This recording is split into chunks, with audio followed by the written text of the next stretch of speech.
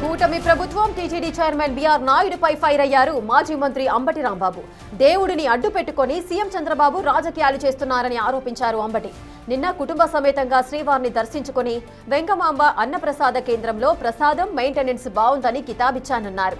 దీంతో నేను కూటమి ప్రభుత్వాన్ని బీఆర్ నాయుడుని పొగిరానంటూ ప్రచారం చేసుకోవడం చూస్తుంటే విడ్డూరంగా ఉందన్నారు. టీటీడీలో అన్నప్రసాద వితరణ ఎప్పటి నుంచో ఉందన్న ఆయన దీంట్లో కూటమి ప్రభుత్వ గొప్పదనమేముందన్నారు. దేవుడిని అడ్డు పెట్టుకుని చంద్రబాబు రాజకీయం చేయాలని చూస్తున్నారంటూ ఆయన ఆగ్రహం వ్యక్తం చేశారు. బంధుమిత్రులతో ఫ్యామిలీతో వెళ్ళి అక్కడ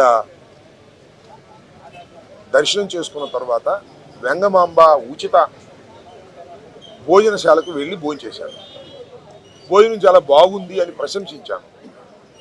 నీట్గా జరుగుతుందని నేను చెప్పాను. అది కొత్తగా జరుగుతుంది కాదు, 1985లో ప్రారంభించబడినటువంటి ఉచిత అన్నదాన ప్రసాదం అప్పటి నుంచి ఇప్పటి వరకు సాగుతూ ఉంది.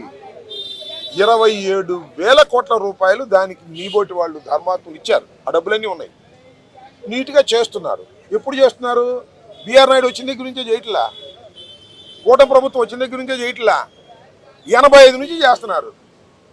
ఇవాళ నేను అది ప్రశంసిస్తే ఈ ఎల్లో మీడియా బీఆర్ నాయుడిని మెచ్చుకున్నానంట. బీఆర్ నాయుడు నేను ఎందుకు మెచ్చుకుంటాను? బీఆర్ నాయుడు ఏమన్నా భక్తుడా?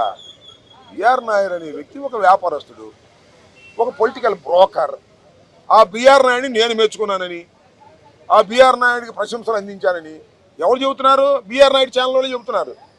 నా ఛానల్లో పెట్టుకున్నాను తీసుకెళ్ళి. ఎందుకని ఇలా చేస్తున్నా నాకు అర్థం కాదు.